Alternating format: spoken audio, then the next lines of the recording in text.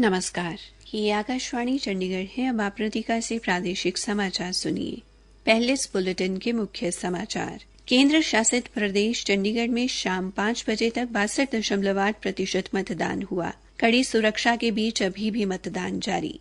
हरियाणा सरकार सरकारी नौकरियों में आर्थिक व सामाजिक आधार पर आरक्षण के पंजाब एवं हरियाणा उच्च न्यायालय द्वारा रद्द किए गए निर्णय को सर्वोच्च न्यायालय में चुनौती देगी। हरियाणा के मुख्यमंत्री नायब सिंह सैनी ने कहा कि गड़बड़ी व फर्जी मतदान की कोशिश वाले पोलिंग बूथों का प्रबंधन करने वाले अधिकारी के खिलाफ रिपोर्ट के आधार पर कार्रवाई होगी। हरियाणा के मुख्य निर्वाचन अधिकारी अनुराग अग्रवाल ने मतगणना केंद्रों के आसपास गर्मी में भीड़ करने की बजाय निर्वाचन आयोग की वेबसाइट और वोटर हेल्पलाइन ऐप पर चुनाव परिणाम देखने की सलाह दी और हरियाणा में कई जगह तेज आंधी और बारिश के बाद मौसम कुछ सुहावना हुआ। अब समाचार विस्तार से।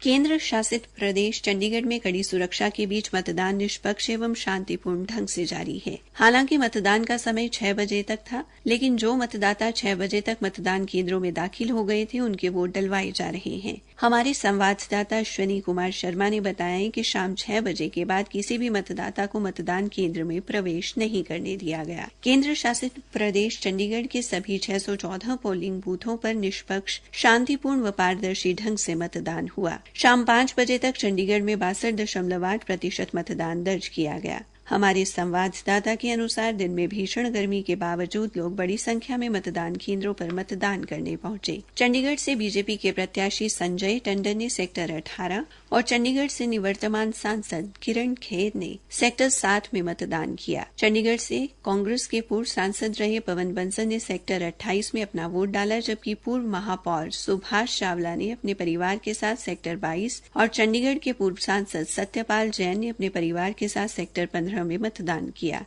चंडीगढ़ के प्रशासक के सलाहकार राजीव वर्मा ने सेक्टर 7 के पोलिंग बूथ पर वोट डाला। वो घर से साइकिल पर मतदान करने आए। इनके अलावा मतदान करने वाले प्रमुख लोगों में बॉलीवुड अभिनेता आयुष्मान खुराना और चंडीगढ़ की स्टेट आइकन समायरा संधू व अन्य शामिल हैं।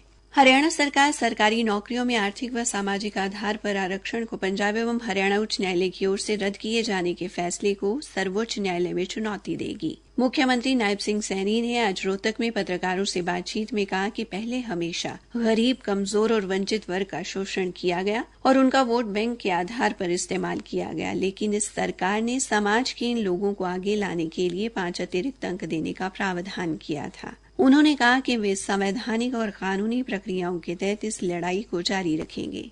दिल्ली के साथ पानी के विवाद को लेकर भी मुख्यमंत्री ने कहा कि समझौते के मुताबिक ही दिल्ली को पर्याप्त मात्रा में पानी दिया जा रहा है, बल्कि आज भी ज्यादा पानी की आपूर्ति की जा रही है। उन्होंने दिल्ली सरकार और मुख्यमंत्री अरविंद केजरीवाल पर जनता को गुमराह करने का आरोप लगाया। उन्होंने कहा कि पहले भी न्यायालय इस मामले में दिल्ली सरकार को फटकार लगा चुका है। लोकसभा चुनाव के दौरान भारतीय जनता पार्टी में ही कुछ नेताओं के भीतर घात के आरोप पर मुख्यमंत्री ने कहा कि इस संबंध में जानकारी एकत्रित कर केंद्रीय नेतृत्व को रिपोर्ट बनाकर भेजी जाएगी। केंद्रीय नेतृत्व जो भी निर्णय लेगा वो सर्वमान्य होगा। मुख्यमंत्री ने चुनाव के दौरान गड़बड़ी करने वाले अधिकारियों को एक बार फिर चेतावनी दी और कहा कि जिस भी बूथ पर वातावरण खराब करने का काम किया गया या फर्जी मतदान की कोशिश की गई, वहां पर प्रबंधन करने वाले अधिकारी के खिलाफ रिपोर्ट के आधार पर कार्रवाई की जाएगी। श्री सैनी ने पूर्व मुख्यमंत्री भूपेंद्र सिंह हुड्डा को भी निशाने पर लिया। उन्होंने कहा कि हुड्डा ने रोहतक लोकसभा क्षेत्र से कांग्रेस प्रत्याशी अपने पुत्र दीपेंद्र हुड्डा को चुनाव जितवाने के लिए हर प्रकार के तंत्र का इस्तेमाल किया, लेकिन इसके बावजूद उसकी जीत नहीं होगी। मुख्यमंत्री ने प्रदेश में लोकसभा की सभी 10 सीटों और करनाल विधानसभा उपचुनाव में जीत का दावा किया। उन्होंने कहा कि प्रधानमंत्री नरेंद्र मोदी तीसरी बार देश के प्रधानमंत्री बनेंगे। प्रादेशिक समाचार आकाशवाणी चंडीगढ़ से प्रसारित किए जा रहे हैं। हरियाणा के मुख्य निर्वाचन अधिकारी अनुराग अग्रवाल ने कहा है कि 4 जून को मतगणना के बाद घोषित किए जाने वाले चुनाव परिणाम निर्वाचन आयोग की वेबसाइट www.results.eci.gov.in और वोटर हेल्पलाइन ऐप पर उपलब्ध रहेंगे।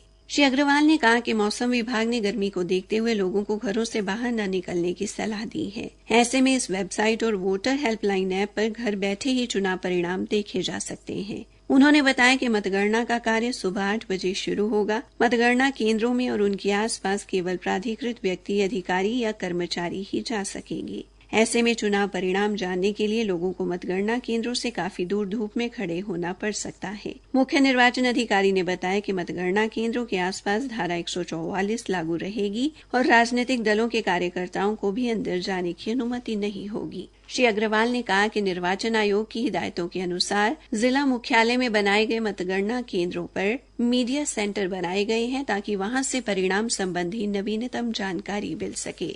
गुरुग्राम के जिला निर्वाचन अधिकारी निशांत कुमार यादव ने आज गुड़गांव व बादशाहपुर विधानसभा क्षेत्र में लगभग 200 केंद्रों पर मतदाताओं के सहायक बने एनएसएस व एनसीसी के 510 स्वयं सेवकों को उनकी उत्कृष्ट सेवा के लिए सम्मानित किया। श्री यादव ने सभी स्वयं सेवकों को सराहनीय सेवा के लिए प्रमाण पत्र भेंट किए और उन्हें समाज सेवा का कार्य जारी रखने के लिए प्रेरित किया। उन्होंने कहा कि मतदाताओं के सहायक बनकर इन स्वयं सेवकों ने जिम्मेदार नागरिक होने की बेहतरीन मिसाल प्रस्तुत की है। उनके द्वारा निस्वार्थ सेवा से की गई ये सेवा अन्य नागरिकों को भी प्रेरणा देने का काम करेगी। भिवानी महेंद्रगढ़ संसदीय निर्वाचन क्षेत्र के सभी 9 विधानसभा क्षेत्रों के इलेक्ट्रॉनिकली ट्रांसमिटेड डाक मतपत्र प्रणाली के माध्यम से प्राप्त मतपत्रों व डाक मतपत्रों की गणना नारनौल के ओलंपिक क्लब हॉल में होगी। लोकसभा का अंतिम मतगणना परिणाम भी वहीं से ही जारी किया जाएगा। भिवानी के जिला निर्वाचन अधिकारी एवं उपायुक्त नरेश नरवाल ने बताया कि मतगणना के लिए कुल 90 मेज लगाए जाएंगे। इनमें 60 मेज इलेक्ट्रॉनिकली ट्रांसमिटेड डाक मतपत्र प्रणाली के माध्यम से प्राप्त मतपत्रों की स्कैनिंग के लिए तथा 30 मेज डाक मतपत्रों की गणना के लिए लगेंगे।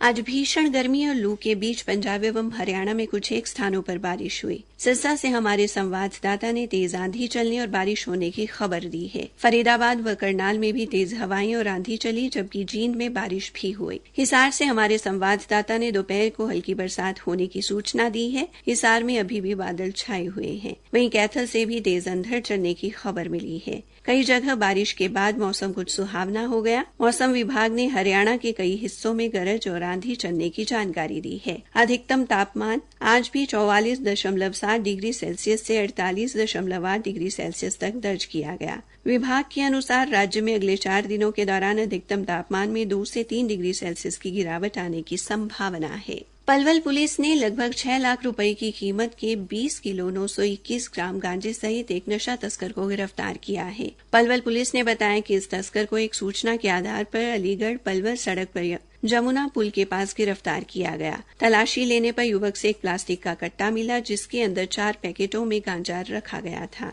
आरोपी की पहचान उत्तर प्रदेश के गौतम बुद्ध नगर जिले में समनगर निवासी आतिश के तौर पर हुई है। हरियाणा में 25 मई को छठे चरण के दौरान हुए लोकसभा चुनाव के मतों की गणना 4 जून को होगी। मुख्य निर्वाचन अधिकारी अनुराग अग्रवाल ने रिटर्निंग अधिकारियों से कहा कि मतदान के लिए तैयारियां पूरी कर ली गई हैं। उन्होंने बताया कि प्रदेश में 10 लोकसभा क्षेत्रों तथा करनाल विधानसभा उपचुनाव के लिए 44 स्थानों पर मतगणना केंद्र बनाए गए हैं। इन केंद्रों में ईटीपीबीएस व डाक मतपत्रों की स्कैनिंग के लिए 237 स्कैनिंग टेबल लगाई जाएंगी। अंत में मुख्य समाचार एक बार फिर। केंद्र शासित प्रदेश चंडीगढ़ में शाम 5 बजे तक 62.8% मतदान हुआ। कड़ी सुरक्षा के बीच अभी भी मतदान जारी। हरियाणा सरकार सरकारी नौकरियों में आर्थिक व सामाजिक आधार पर आरक्षण के पंजाब व हरियाणा उच्च न्यायालय द्वारा रद्द किए गए निर्णय को सर्वोच्च न्यायालय में चुनौती देगी। इसी के साथ ये समाचार बुलेटिन समाप्त हुआ।